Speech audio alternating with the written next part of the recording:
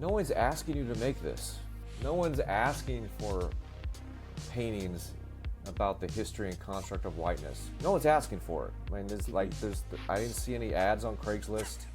There wasn't a call to art about it. Yeah. But the art part of you, the creative part of you, you can never shut that off. You have to get to work. You have to make the work because there is no other choice. Welcome to today's episode of Just Make Art podcast. Today we've got a special guest host, Jeff Musser. Jeff's an artist based in Northern California, known for his figurative paintings and collages that tackle the history and construct of race. Before he begins a new piece, Musser gathers photographs of family members, friends, his own sketches, and historical source material, for example, from the Library of Congress, to form a collage. For him, the value of making collages comes from stitching together photos as a kind of fabric, extracting information, and then providing that cumulative information as a totally different package in the form of a painting. This mode of working took on a special relevance for him when he started to examine his own identity within the construct of identity as an American living overseas in China. He is a BFA from the School of Art Institute of Chicago, has had 10 solo exhibitions, the most recent taking place at the Sanchez Art Center in Pacifica, California, and over 50 group exhibitions at venues including Vox in Sao Paulo, Brazil, Marjorie Barrick Museum of Art at the University of Nevada, Las Vegas, Kaufman Gallery at the University of Minnesota, the Delaware Contemporary in Wilmington, Delaware, Manetti Shrem Museum of Art at UC Davis, Garage Art Space in Beijing, China, Luring Augustine in New York, and the Siena Art Institute in Siena, Italy. He's also received numerous grants and residencies, including a grant from the Puffin Foundation, the James Irving Foundation, a recent residency at Chateau Bonnevier in Paris, France, and is a guest curator for the upcoming Further Triennial taking place in Northern California in the spring of 2027. Jeff can be found on Instagram at jeff.musser.art. That's jeff.musser.art. And online, his website is his full name, jeffmusser.com. Jeff is a good friend of mine. His work is absolutely tremendous. I really hope you go check it out. And I hope you enjoy this conversation as much as I did. Jeff, welcome to the podcast, man. We've been talking about doing this for quite a while. You've compiled an amazing list of quotes for us today. I'm super excited to talk about these. Let's jump right in. So, first quote that you've got for us today, this is from Jenny Saville. I'm not anti-conceptual art. I don't think painting must be revived exactly. Art reflects life, and our lives are full of algorithms. So a lot of people are going to want to make art that's like an algorithm. But my language is painting, and painting is the opposite of that. There's something primal about it. It's innate, the need to make marks. That's why when you're a child, you scribble. I love art in all forms, but I tend to gravitate and be slightly biased towards painters because that's my primary medium. If you really love painting, you know who Jenny is. Mm-hmm. And if you're like me, you have a strong reverence for her work. What I love about this quote is she says, innate. I need to make marks. I need to paint. Not part of the quote, but I'm sure she's like me that if you don't paint for a while, you start to get really antsy and nervous and something's missing. You just have to do it. And there is something just so strong about this quote. Like when you're a child, you scribble. It's something that's just so innate in human beings, but not everybody takes that path their whole life. If you're a painter, then it's just something that you have to do and you know. And to nerd out a little bit, Jenny Saville, she talks about the smell of oil paint in a different quote. And I've heard this talk about this in interviews. And I feel the same way. Like I loved going to the painting department when I was at school because just the aroma of oils and the mediums. And then when I was in school, my friends and I, we would drink too much and then we would blindfold each other and we would, okay, it's going off the rails. So we would drink too much, we would blindfold each other and then we would take tubes of paint and we would sniff it, and if you guessed the color right, everyone else had to take a shot. That's amazing. And if you guessed the color wrong, you had to take the same number of shots as the people that were sitting around you. Sometimes it was 2, sometimes it was 5. Yeah. And you get to know your oil paint smells. Right. I got to ask, what was the hit rate? Like what percent, how often were most of you right? When we first started, 40-60. Okay. 40-60 wrong, Yeah. 40 correct. But then you just do it more, realize earth-based colors have a distinct smell. Metal-based colors have a distinct smell. Yeah. Lead white, I don't recommend sniffing lead white, but it has a very, very distinct odor compared to titanium white or zinc white. I did a little bit of huffing in my younger years, but it was purely for the effect. That was that was about it. That's as with most drinking games, though. That's the point is kind of to have fun and ultimately get to that place where we've all had enough or more than enough. It's interesting, you talk about getting a little antsy. The word I always use is twitchy. I get a little twitchy when I haven't had a chance to make for a while, for whatever reason. And it's interesting to tie that back together to the quote itself. There's always a way to make marks. Even when we're away from our studio, I had obviously read through these before we hopped on here over the last couple of days, the ones that you sent over. And I was just thinking about as a kid, whittling wood and just making marks or finding like old stumps and just kicking the bark off in certain, patterns, or playing baseball as a kid and t-ball or whatever and drawing in the dirt. I got the biggest smile because I was thinking about this morning. We got some frost and some snow last night. So even when I'm like scraping the ice and frost off my windshield, the first pass is definitely artistic in my own way. I'm making ultimately the goal is to just be able to see, through the windshield, obviously, but just like all those little things, that we do just to sort of like scratch that itch. And obviously, perfect world, we all get to spend 8 to 12 uninterrupted hours in the studio, every day that we wanted to, but it's a good proxy, just making marks. Let me ask you, when you can't be in your studio, doing what you normally do, what are some of the things that you do to scratch that itch? I think about other ways I could be making art. I not necessarily have figured out a way to do them yet, but film has always been sort of floating around in my brain. Sculpture has always been floating around in my brain. I'm probably going towards sculpture more because I have this weird hobby now where I dig for and collect antique bottles. So most of the bottles that my friends and I find here, I'll show you one right here. So this is a old gin flask, not flask, but an old gin bottle from probably the 1880s. Wow. That we found intact. Yeah. This is rare though. Right. Most of what we find are parts of the top of the glass, the bottom, just a random shard. So I've been thinking about, okay, how would I take those and, similar to the collage work that I make, sort of piece them together into something that is uniquely mine, but then that requires room, and I don't have a lot of room at the time or currently. Yeah. That requires knowing how to manipulate glass, which I don't know yet, but I'll get there eventually. Come on up. I got space for you. Oh yeah, let's drive on up. Just swing on by.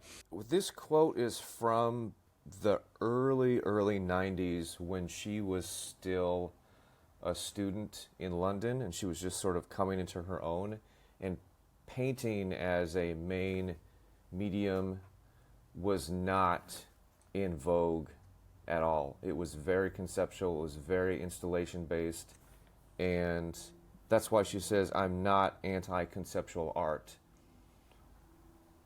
I don't think painting must be revived. Exactly, art reflects life and the lives of the full, algorithms and so on.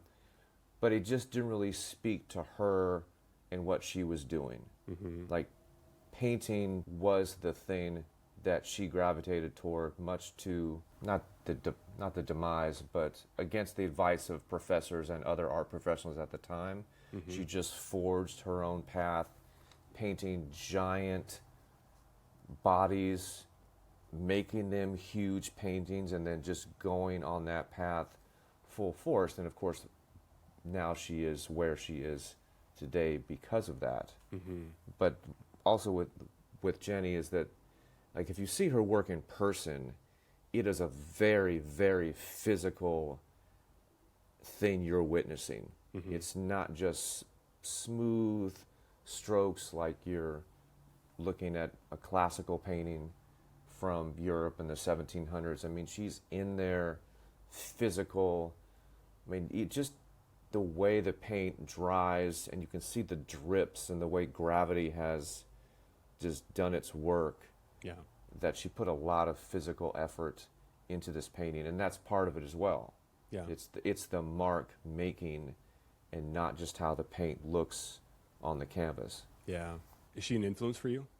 Oh, definitely. Yeah, I see that for sure. Yeah, some of the bigger work I've been doing recently, there's a lot of her in there, just for my own personal reasons of loosening up, and see if I can, take some of that magic that she has and sprinkle it a little bit into mine. Yeah. Actually, I wanted to ask you a follow-up question on the, kind of taking the show on the road or doing the whatever scaled down, quicker version when we don't always have, full access to our studio. I know you've been working in charcoal some. I know you do a lot of collage work. Like, are those the types of things that you do outside the studio in preparation for the work? I do both. So some of the preparatory sketches are just collages and charcoals like you were speaking about, but then I've done just large-scale charcoals as preps for painting, and then I look at it and go, you know what? I think that's just how it is. Yeah. It just stands on its own. And I did a painting a couple of years ago at a live event. So it was just a big night market, and part of the party was artists doing live painting. So I was out there making this work, and everyone's using spray paint and acrylics, and they're doing fun, happy stuff, and I'm doing sort of an illustration of a man in a boat being bitten by a vampire as his friend is drowning, with charcoal and spray paint. I'll send you a picture of it later. And of course everyone is watching you paint. Like, there's a couple thousand people. And a child came around the corner, and he started crying. And I heard his mother say, Charles, or whatever his name is, Charles, what's wrong? I said, oh, Mommy, I don't like vampires. And this kid just starts bawling in front of my painting. I'm like, all right. Tough it out, kid. I mean, yeah. Welcome to life. Welcome to life, kid. We all got to deal with vampires, all right? It's just the reality of life. I mean, real or metaphorical. I mean, correct. They're there. Isn't that the truth? That's funny. I've done that a couple times now. I've made work at large events, and I've had a similar experience of other mural artists or, just artists that are very accustomed to working outside on flat surfaces quickly, with spray paint. And doing what I do, I think at this one event, I was using mostly billboard tarps and plastic and resin, and people would come by and just kind of like, what do you got going? Just kind of like, this is not what they're doing. I'm like, that's one of these things is not like the other. It's kind of the idea, but yeah. Let's talk about this Julian Schnabel quote. Yeah. What's interesting about making art is that you take everything you know about it and you bring it up to that point, and you start making a physical thing that addresses what that is. And when you do it, you don't know anything about it, if it's going to work or not work. Yeah, every time you step into the studio, I mean, you're essentially rolling the dice. You're buying a lottery ticket or a scratcher, and that sort of exhilarating thing about it, and equally terrifying thing about it, is that something I'm going to put so much effort into may or may not work. Most likely won't work. Yeah. But I go for it anyway. And he's right. I mean, you take everything that you have in your being up until that point, and now you're confronted with something that you don't know if it's going to work. Yeah. And you're not even sure what you're doing. You're not sure how you're going to get to some finish line, if there even is a finish line in regard to your work or this particular piece, and you just have to go for it. Yeah. Yeah, so Jeff, that's interesting. I wanted to ask about this anyway. You're, I think, one of the first figurative artists that we've had join us. Given the figurative nature of your work, working from collage or sketches as sort of your source, for you, how much of the process or the mystery of the unknown that Julian's talking about here, how much of it is, execution of the original vision, and how much of it is discovery and the piece sort of unfolding as it goes? That is a fantastic question. At this point, it's 50-50. I will intentionally leave holes in my sketches so that I figure it out when I'm working. Because if I'm just replicating what I made in a smaller form, I should just make the smaller form. I mean, there's no reason to scale it up, in my opinion.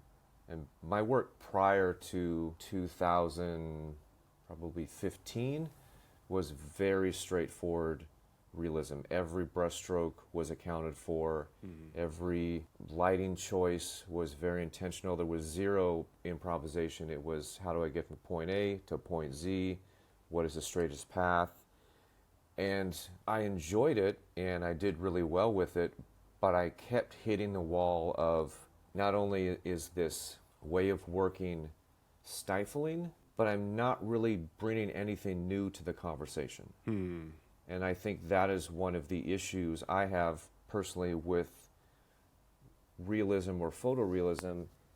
Yes, you're an amazing technical artist, so what? Anyone can learn great technique and do great technical paintings, but where are you in that equation? Yeah. And that's the problem that I was running into, and that's what I wasn't doing in regard to this Schnabel quote. I wasn't going in there with a sense of, I don't know how this is going to turn out. Like, I knew exactly how it was going to turn out. Yeah.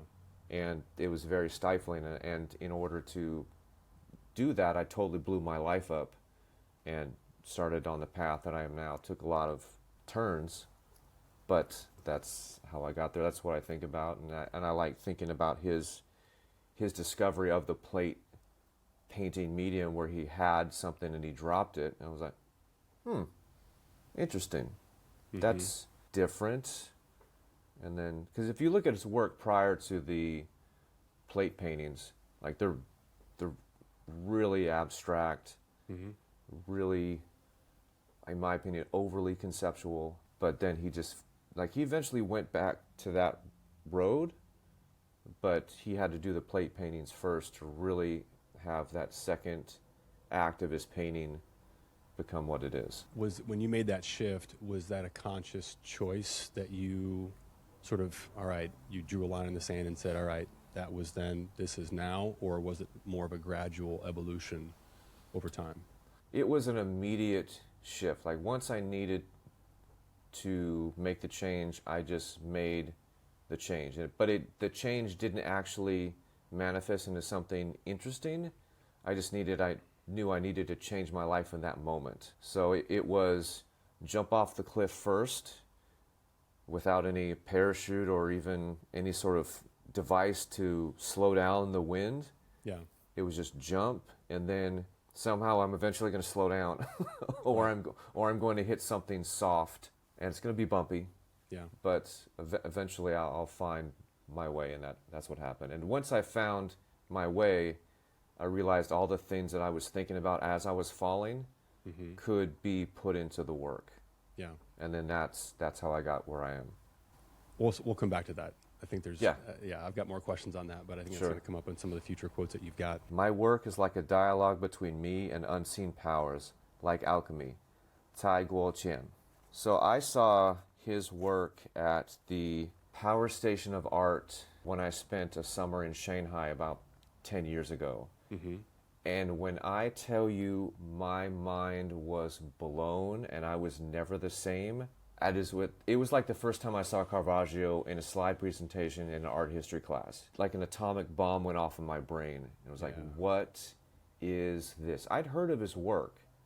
Like for those of you that don't know his work immediately, think of the opening ceremony at the 2000 Beijing Olympics. when there's all these crazy fireworks displays going off and their patterns, that's him. Yeah. So one of his primary mediums is fireworks and gunpowder, which is just, like, I would never think to use that as a medium at all. But he also does sculpture, he also does huge installations. And I saw the work, I'm like, what am I doing with my life? with this guy? Like, I am a tiny ant, and this God is walking around, he's come down from Olympus, and he's blessing all of us. But it's very similar to the Schnabel quote, where you go in to do something, you don't quite know how it's going to work out. These things just seem to flow out of nowhere, and you're in this flow state, and then you take a step back and you think, where did this come from? Yeah. Like, who or what is channeling through me? And it is a lot like alchemy.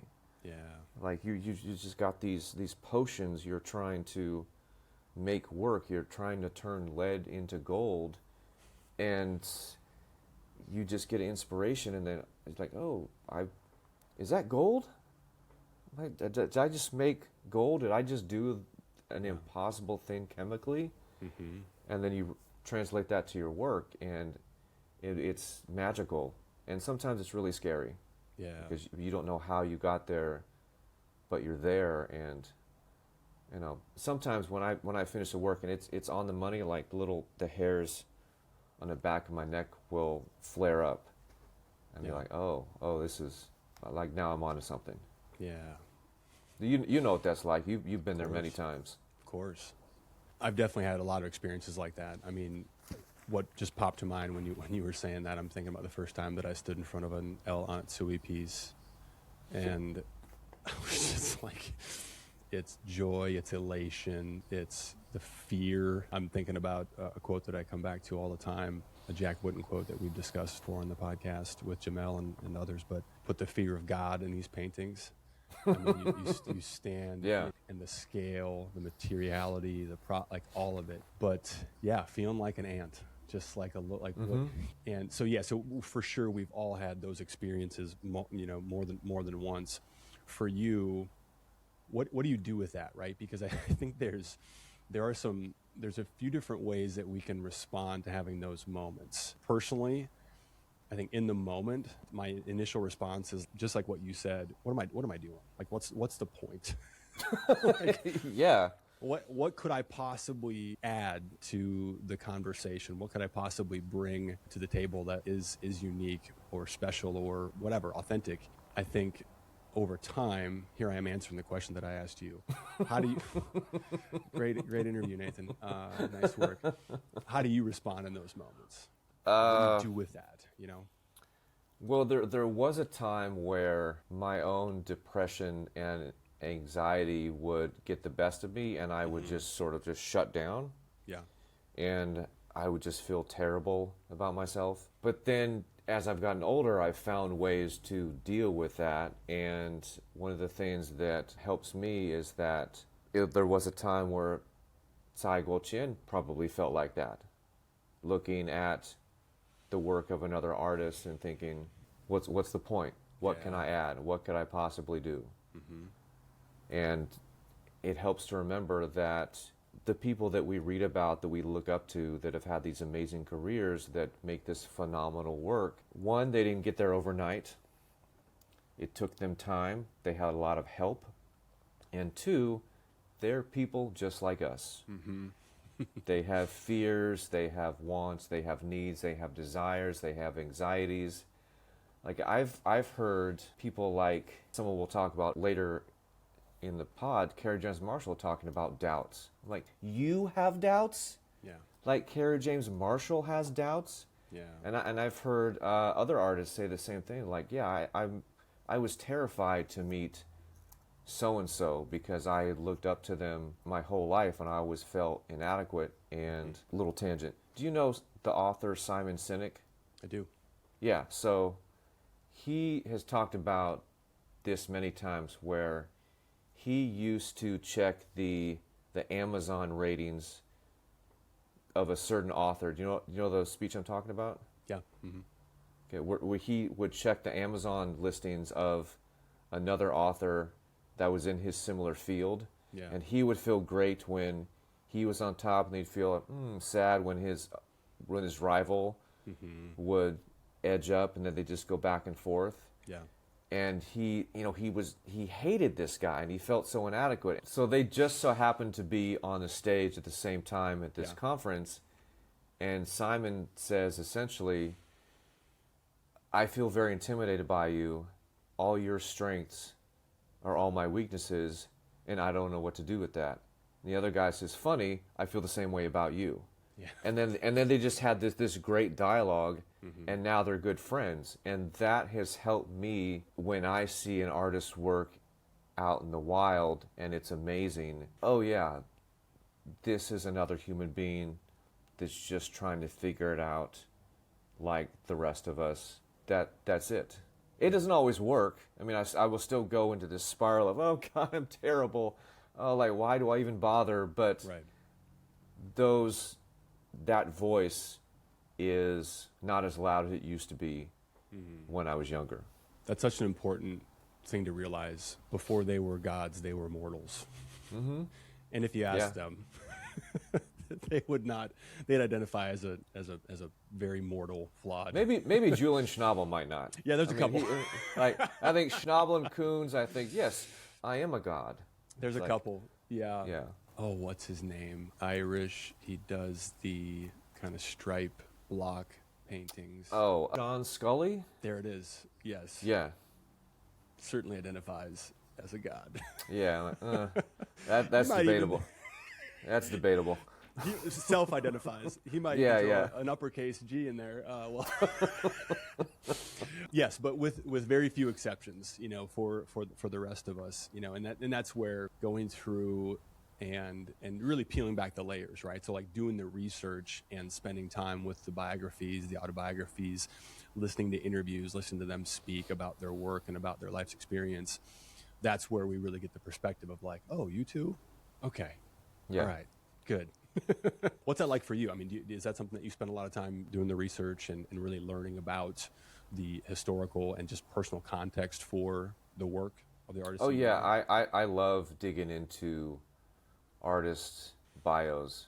Mm-hmm. Not only do I like to look at their CV for things that I think I could use in my life, but I just like to hear where they grew up and how they came to be an artist, because some of them, they knew when they were children that this is what they were supposed to do with their lives, and others had careers and it just sort of stumbled upon it, or they didn't really start until they were later in life, or like someone like Schnabel, like he went to New York with the sole purpose of making it in the art world and finding his voice, but it took him a while. He worked as a cook, he did odd jobs, same with Chuck Close, who we'll talk about later. He was a cab driver, and Chuck is interesting because he was making work and getting all this press and not selling anything. But the gallery believes so strongly in his work, they said, don't give it time.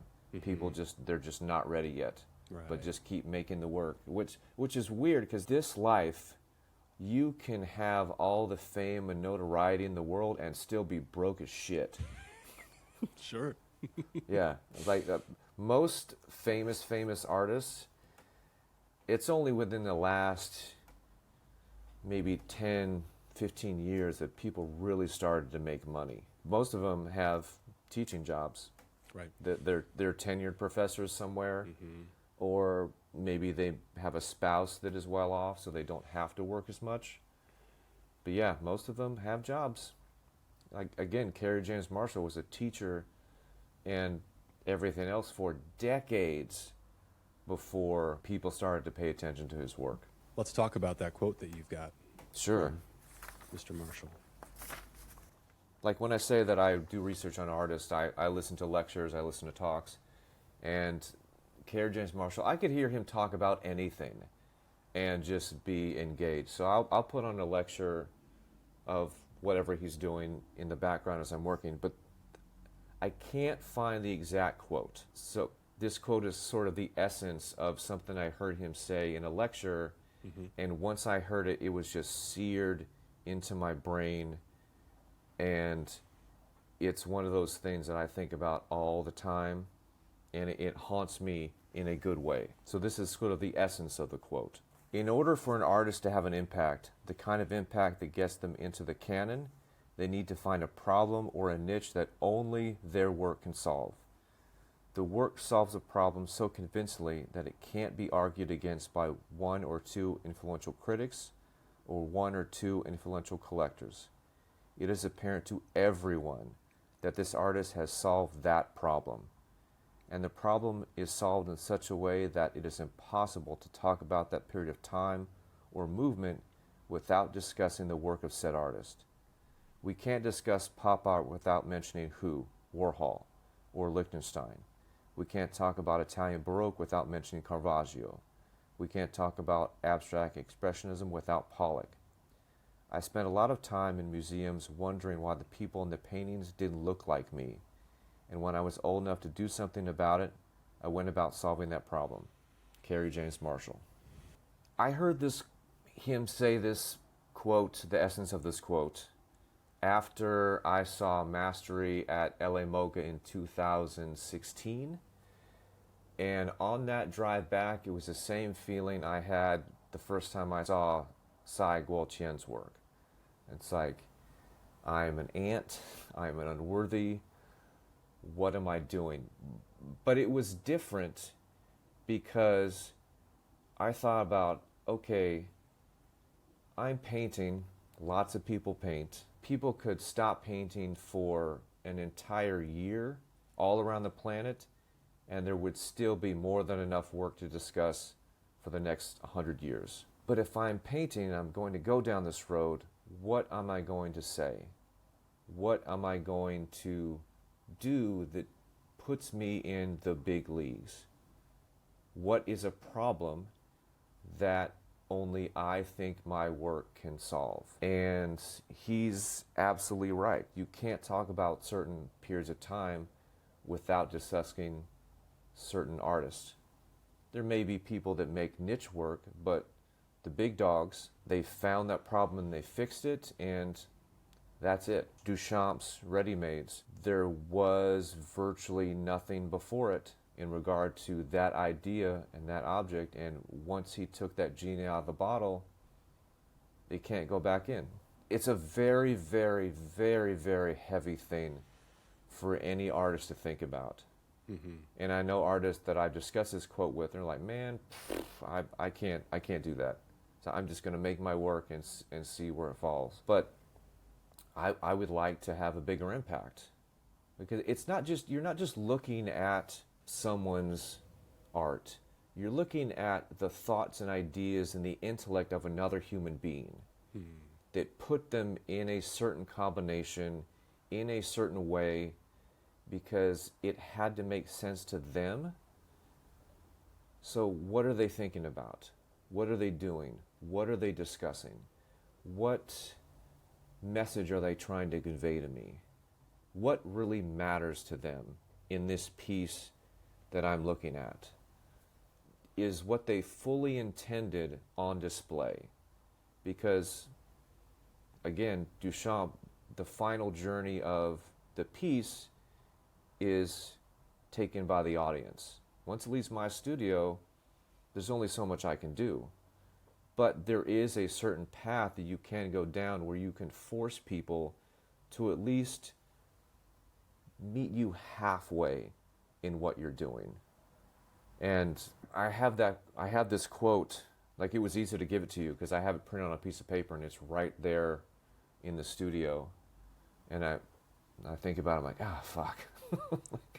like it's like this, like he's looking at me. It's like a meme. like some older person is looking down at you from the clouds, like, what if my grandma knew I was doing this right now? No. But it feels like that. It feels like these eyeballs are, the weight of our history is looking at me. Yeah. And I have to make it count, or at least attempt to make it count. What problem are you trying to solve with your work?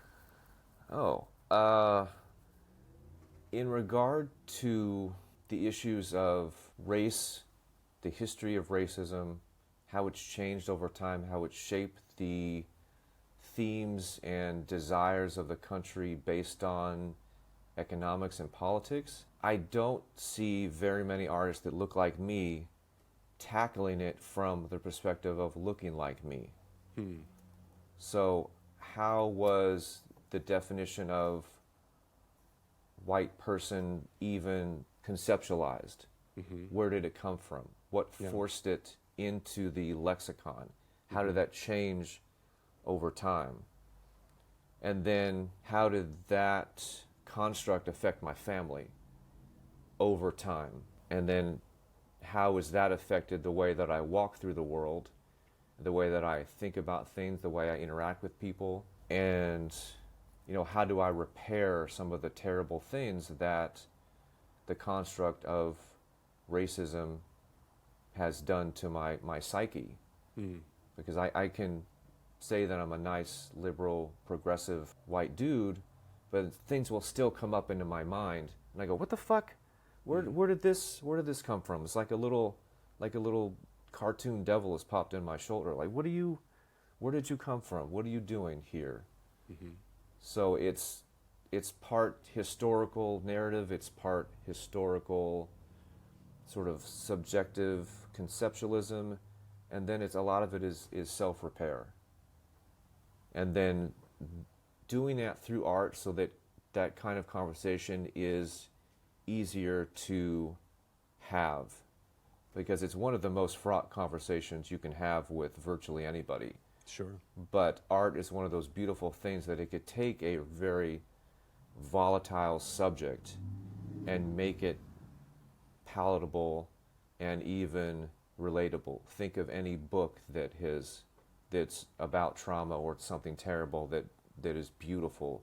Songs, written words, art, dance, installations, anything that people can take from and make digestible and beautiful, but also real at the same time.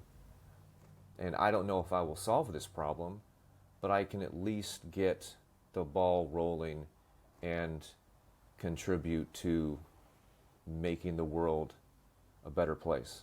Yeah. That's beautiful. So can you talk about, Jeff, I know, you spent a lot of time in China as, a minority. How did your experience there inform your work? It was very odd. I mean, first of all, I loved my time in China. I met some amazing people. I saw artwork that changed me forever. I have lifelong friends. I loved getting lost and figuring out how to get somewhere. But yes, I was sort of the odd man out in the city where I was in. I mean, it's not like it was in a small provincial town. Well, I was in a small provincial town on China standards. So I first landed in a city of Foshan, which is in the southern Guangdong province, with a city of only 6 million people. Yeah. So, but there were places where I would go visit friends, or I would go to a wedding with a coworker, and people would come out of their houses and like look at me like, who is this foreigner here? Because they'd only seen Westerners, particularly white Westerners, on television or in movies. Like that's how isolated some parts of China were. I mean, I had people stop and take pictures with me on the street. I'm like, what are you doing? I am nobody. Right. And okay, here's another funny story. So in China, they will pay foreigners to go to parties because the idea of having a foreigner there seems more elite and exclusive and more interesting. Wow. So I was paid, the first time I did it, I was paid to pretend that I worked for this cosmetics company based in London. So this guy, he brings us in, he debriefs us, he said, okay, you work for the skincare company, yada, yada, yada, you're based in London. Like, what about my very not British accent? They're like, oh, Right. Don't worry about it. Like, what if people want to talk to me and ask about the brand? Don't worry, no one's going to talk to you. Like, then why am I here? It'll be fun. Right. Decoration. Yeah, decoration. But then, like, what about the girl over there who I can clearly hear speaks English with a London accent? Mm-hmm. Oh, we just don't talk to her. What are you doing? Like, all right, fine. So it sounds weird. I just stood around with a tie and looked nice and posed for pictures. And then they had this big dinner, and then a guy gets on the mic and says, "Welcome, Ben and Mr. Jeff from London." Then we get up at this table and people are clapping. We're like, all right, hello. And then we sit down and we eat, and then they usher us up to the stage. And evidently the skincare company has donated money to a local children's charity. So then we're just holding this giant novelty check on stage, like, and then people are lining up to take photos with us. Wow. So, underneath all that, guess which kind of foreigners do not bring prestige and fanciness to an event? Dark-skinned foreigners. So, even though I was the odd man out, this still afforded me privileges and luxuries that other people didn't have. So before I got to the work I was making, this had been building for a long time. Yeah. Like I just had a show, and the title of the show is A Special Kind of Existence. So I knew from probably 10 or 11, based on the way people were treating me, that it was a special kind of existence. But when you live in America, because there are so many dudes that look like me, it can just sort of fade from your mind. Like you're just sort of wallpaper, you're in the background. But when you're in China, and it's very apparent that you are not Chinese, and your Chinese that you're trying to learn is terrible, but you're still treated as though you're special, it's weird. Like it just sort of reinforced, like, okay, I am on the right path. I don't know why I had to go to another country to realize this, but it just set the wheels further in motion. And then you watch how Chinese people treat their own, if they happen to be darker skinned or have wider noses or fuller lips. Like I would watch the people I work with run from the main offices to the cafeteria across a courtyard in the middle of the summer, like doing this, because they didn't want the 15 yards of sun exposure, because having fair skin has such a prestige to it. That it's weird, and again, not weird. Yeah. Because that's the way the world functions, unfortunately. Yeah. Our next quote that you've got for us from Lisa Yuskavage: "I think great art goes beyond the control of the artist. In some ways, art often makes itself and reveals things about that artist that maybe the artist is not fully conscious of." Yeah, she's right about that. And very much in the theme of the previous quotes is that you often don't know how you got there when you're making your work, and often not fully conscious of. And in relation to Lisa's work, I find that quote to be interesting, which is why I chose it, because her work is figurative, it's narrative. I don't see a lot of her work that seems like it was left up to chance. It's very intentional.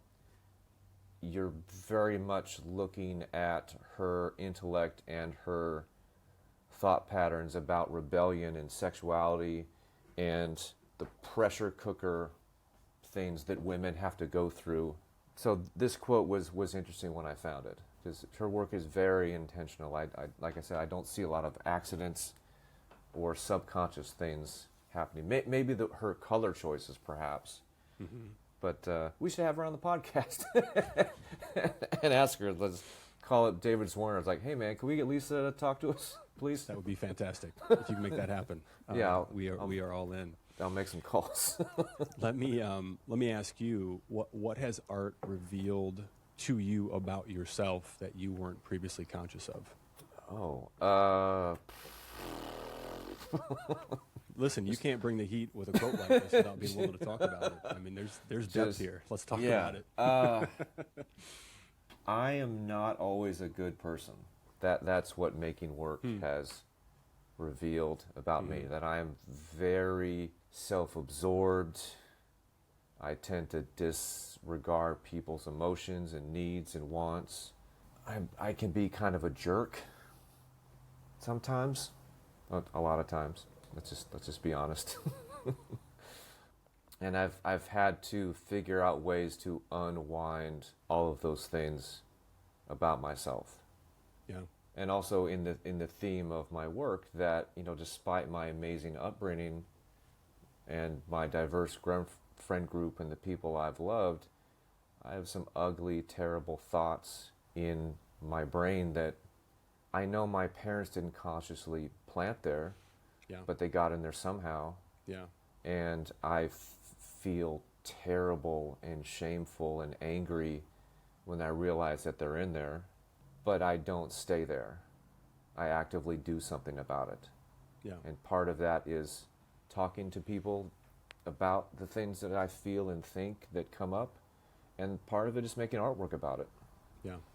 It's one of the tremendous gifts of being an artist, is the space that it allows us for self-reflection, for introspection, for really considering things at a level that I would argue, well, just speaking from personal experience, is much more difficult, if not impossible, without that space. Certainly plenty of people find space to do that in other ways, you know, than just art. But for me, art really introduced me to myself in ways that nothing else could. And I know that for certain because I was 40 already. You know, I was at least the age of a mature, fully formed adult when I really took this on full time and had that space to be able to do that. And it's such a gift. It's such a gift, because I think that without that introspection, without that self-reflection, it's really difficult to even become aware of what's really bubbling underneath the surface, to really dig in and peel those layers back,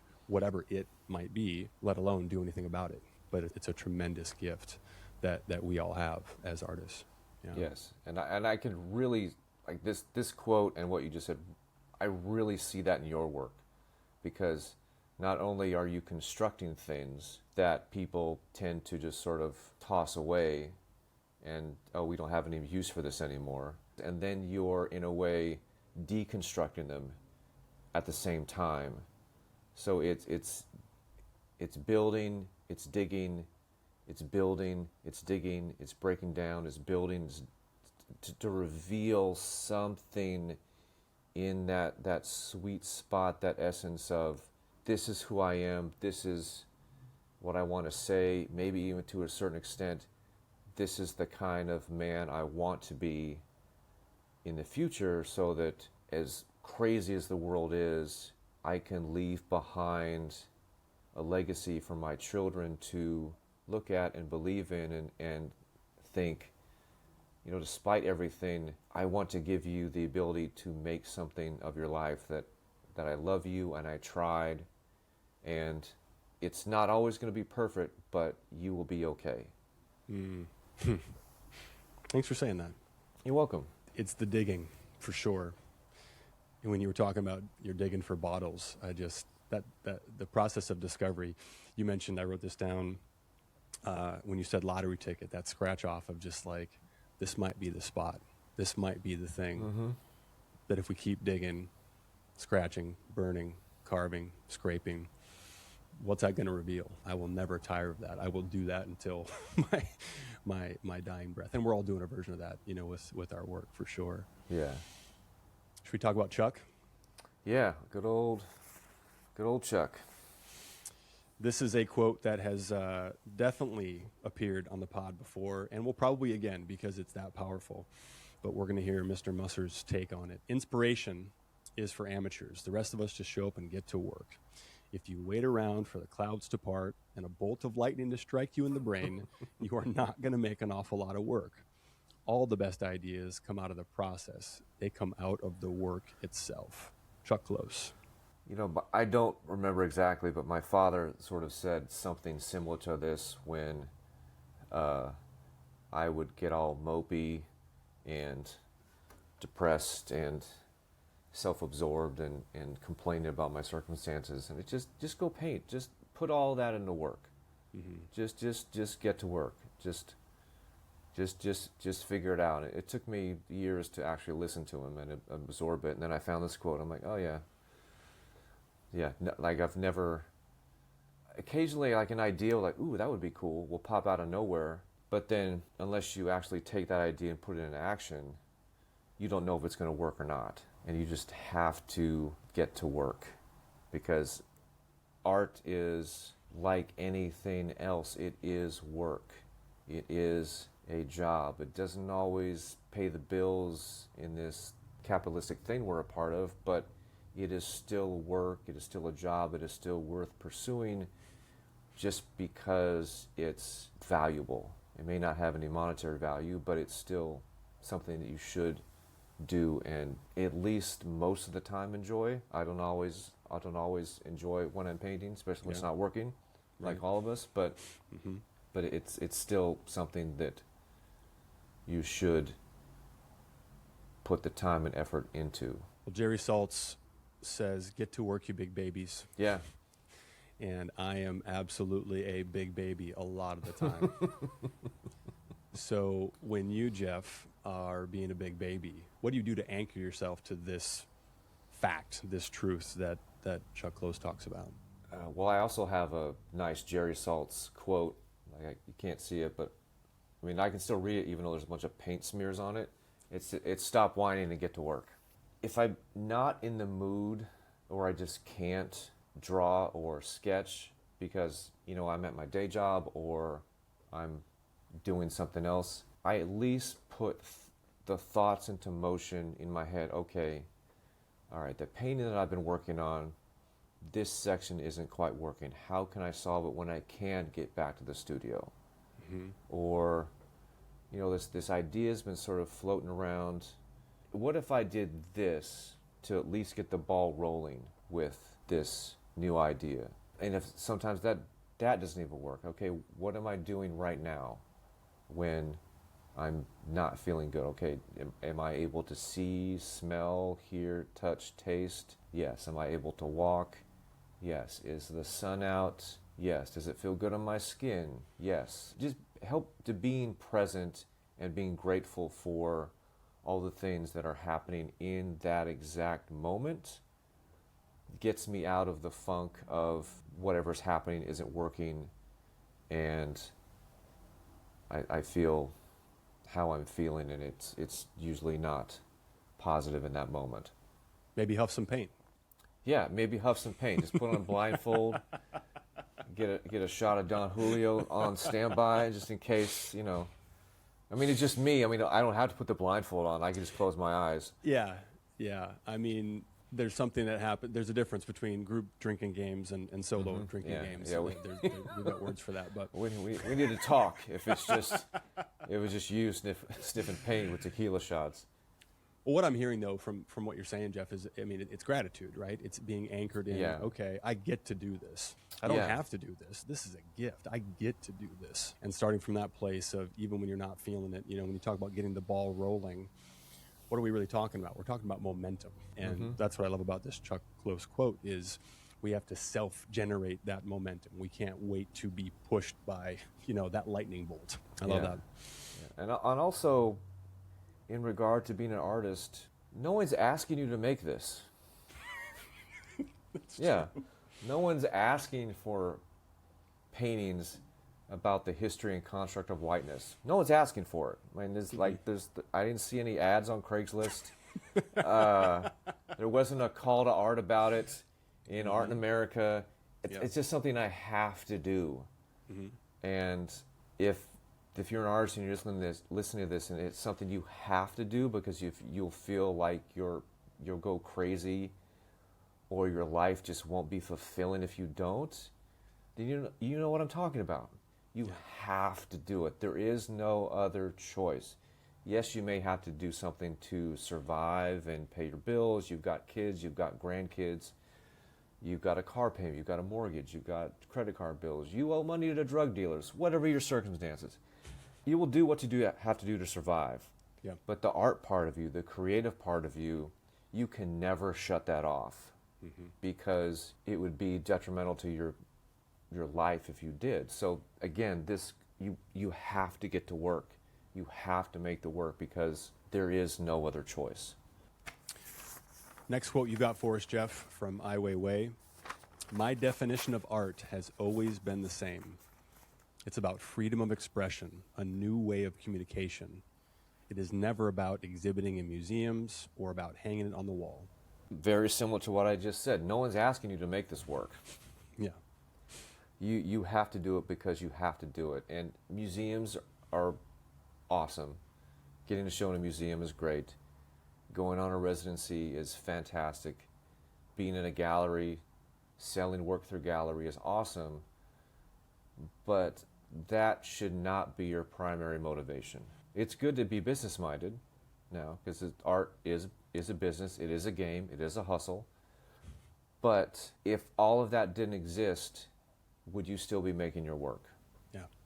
Would you still feel compelled to go to construction sites and get materials and then learn about these different plastics and metals and burning points, and okay, if I get this too hot, it's going to explode in my face, so I need to find out what happens if I take the temperature down just a little bit where I can work with it, but it's not a terrible hazard to myself. Also, within Ai Weiwei's life, I mean, he is a superstar, but there are a few people that still don't know who he is. He is from mainland China. He has done a lot of work that the Chinese government does not like, and he's gotten in a lot of trouble for it. Like they've taken his passport multiple times. He was jailed for tax evasion, allegedly. I'm not sure if he's even been back in the last few years. I think he lives primarily in Berlin.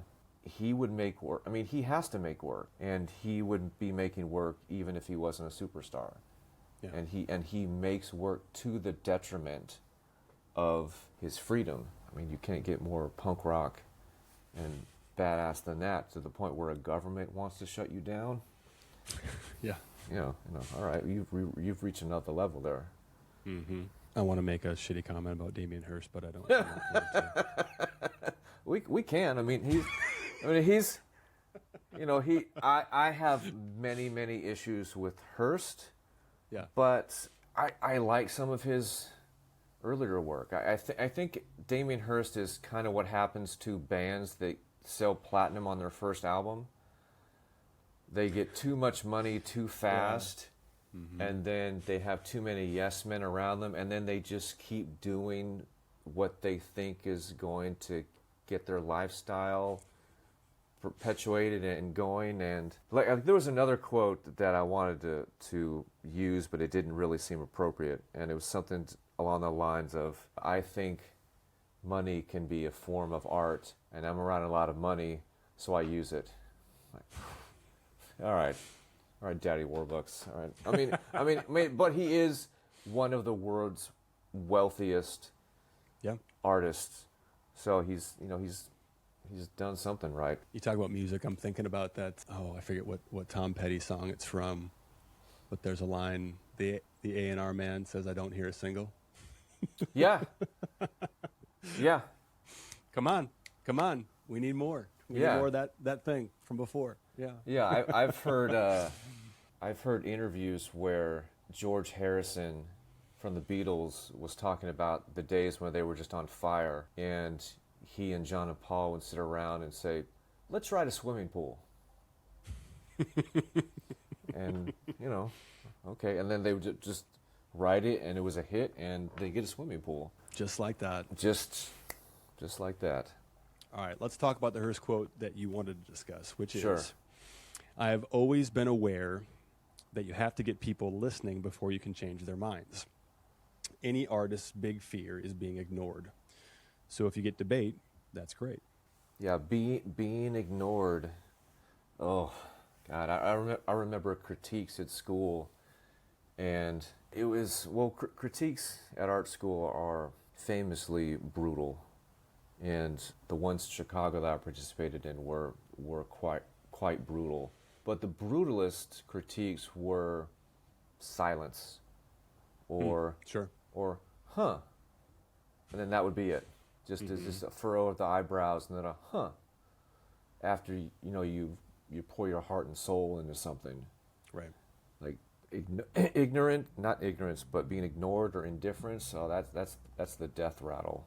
Yeah. I mean, if your work can just, if it's just too plain and calm, and to take it back to Kerry James Marshall, he talks about one of his transformative moments when he was in his mid to late 20s, and he was at Otis in LA, and he was in a show, and it got reviewed in the LA Times, and the critic says about his work that, it's nice and it's interesting, but it sort of fades into the background and looks like everything else that's being made.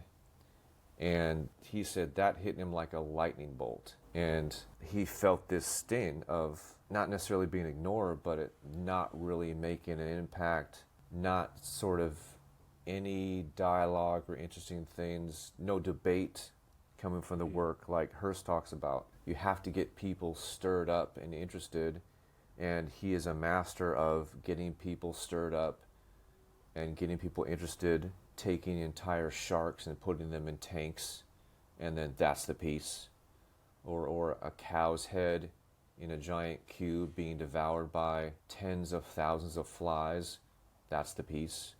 Like a woolly mammoth skull or skeleton, gold-plated, and then put in a tank of formaldehyde, that's the piece. I mean, he's definitely hasn't been ignored for the past 20 years.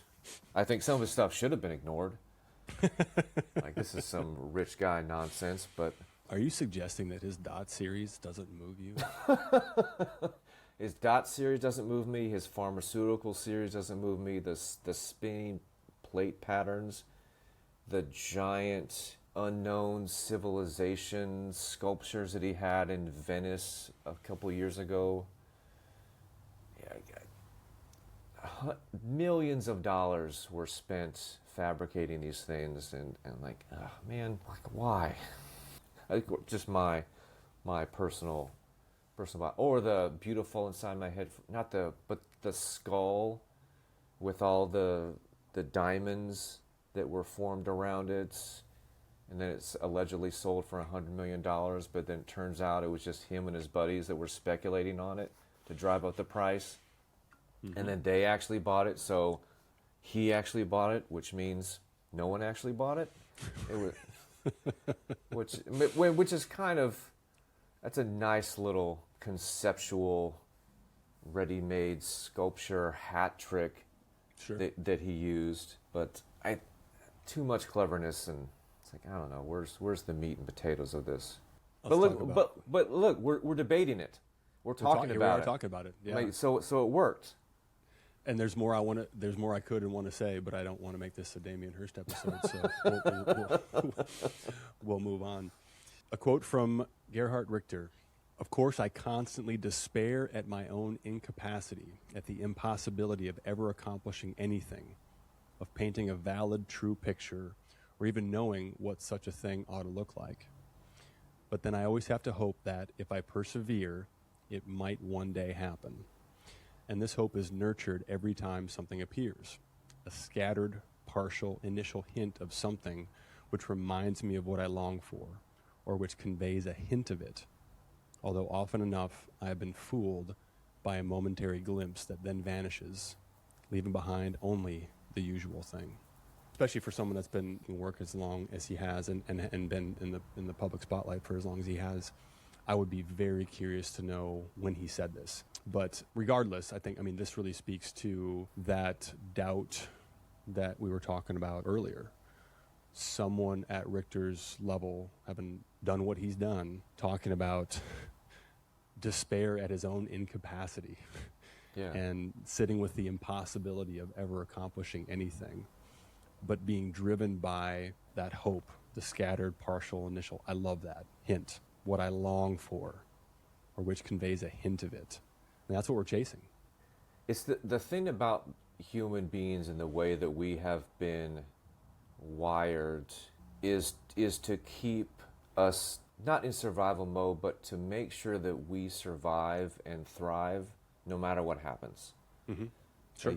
Like you can never eat a meal that is so amazing you will never be hungry again. Right. You could never laugh so much that you'll never need to laugh again. You'll never make a painting that is so amazing you will never have to paint again. So this survival loop that has been implanted in us also has the partial, sometimes whole part of self-doubt and my own incapacity that comes with the self-assurance and the need to make it. It's two sides of the same coins, the yin and the yang. It's the both sides of the equation. It's you can't have one without the other unless you're Julian Schnabel or Sean Scully. You just make and everything is a solid gold goose egg. Yeah, that's what I try to chase in the work I make. That one thing that was unexpected, that is just pure magic, that I'm not even sure I can ever do it again. But I did it for that one moment, and now it's on to the next moment. And okay, here we go with the self-doubt. Even though I know I can do it, even though I know that I've accomplished this, it still comes back. And that's the thing about being an artist. It just comes with the territory of loving what you do, having to do it, but then again wondering if you'll ever get to do it again. Well, it's that lottery ticket that you were talking about before. Scratch off's probably a better a metaphor with that, right? Like if you buy enough scratch offs, you're going to win something at some point. Yeah. You may not, probably in all likelihood, will not be ahead overall, but in the game that we're playing, we don't have to be.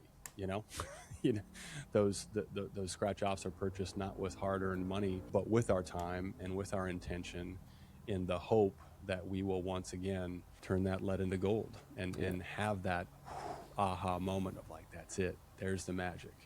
And we keep chasing that. And that's it's beautiful when we can accept and go from, as Churchill said, from defeat to defeat with great enthusiasm. Yeah.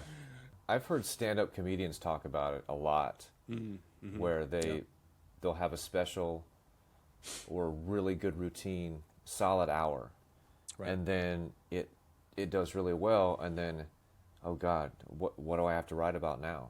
Mm-hmm. Like how can I even figure out what to talk about in my next special or my next routine? Yeah. And then they just keep writing. They'll have the crescendo at a stadium, and then they'll do small clubs, and they'll just try shit out. Yeah. And note what works and what doesn't work. And then piece by piece, they'll get something new, and then the whole process starts all over again. Yeah. And it's on par with what we do, and it's very in the theme of this Richter quote.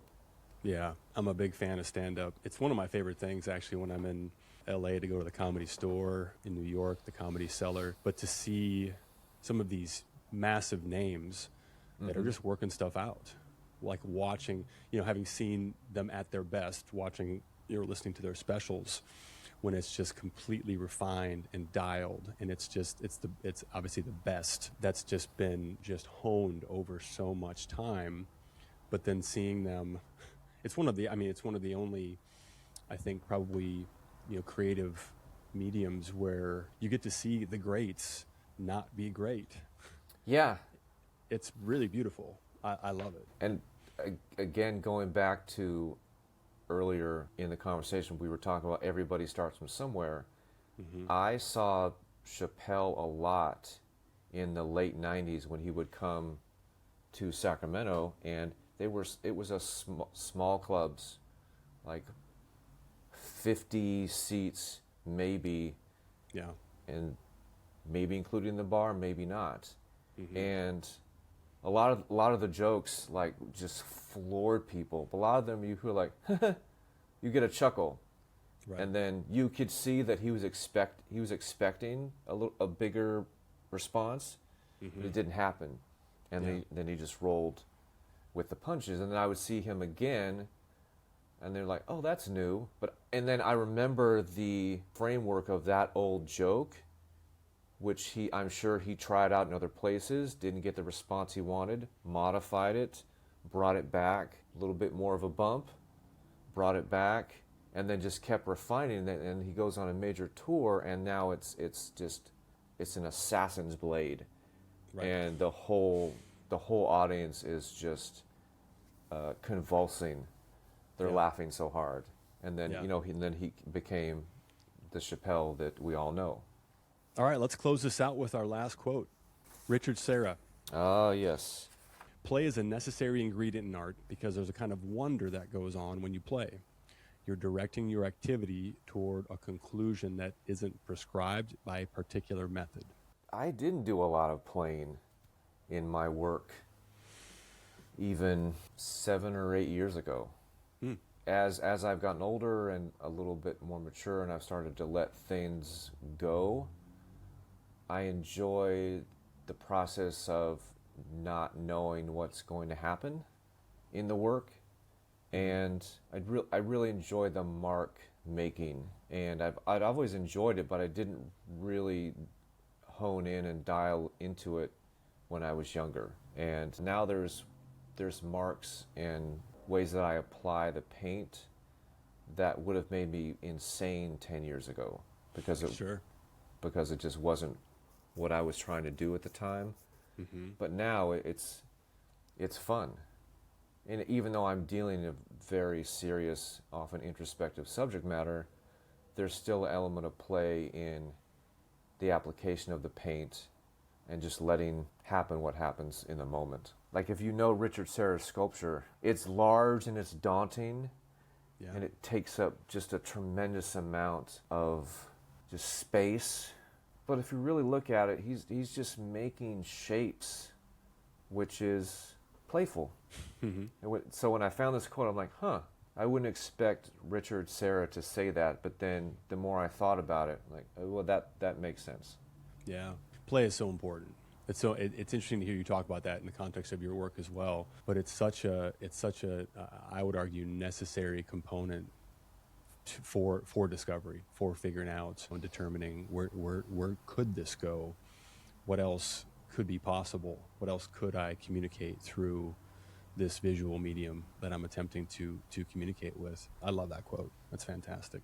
Let's close with this, Jeff. What advice do you give artists when they ask, or artists when you do talk? What's your, just a little parting nugget of wisdom, a tip, if you will? This could be an entire another episode of advice for artists. I would say that the best piece of advice I would give to a younger artist, or even if you're not so young age-wise, but you're just starting out, if you know that this is something you must do, then do it. If you don't feel like you will be a fully realized human being if you don't, then you are obligated to the rest of us to put whatever is inside you into your work so that we can see the work from a different perspective. I think the problem comes with people that think art is cool and trendy and it's exciting and fun, and it makes me think of a Bukowski quote of like there's enough mediocre nonsense in the world, so unless you're all in, don't even bother. I think there is a lot of people that are in this world, their heart's not really in it. So if this is what you want to do, then do it. Congratulations. Here's your honorary membership jacket. Make sure it fits, try it on. Now get to work. And that is not a finely tailored, bespoke dinner jacket. No. It's a work coat. with holes in it. It's a work paint coat all over it. Yeah, it may be very well made. It may be thick like a nice Carhartt jacket you get at a construction site. Yeah. Or it just may be like an old raggedy shirt that you make your own. Either way, just get your uniform on in whatever capacity that is, and get to work, because the world needs your work, and you need to make your work, so you need to share it with the rest of us. It's a great place to end. Jeff, thanks so much for joining us today. My pleasure. It's been a pleasure. I really appreciate your friendship. And, ditto. This has been a real joy. So thank you, everybody, for joining us for today's episode of Just Make Art. We'll be back in a couple weeks, probably, with another episode. Bye-bye.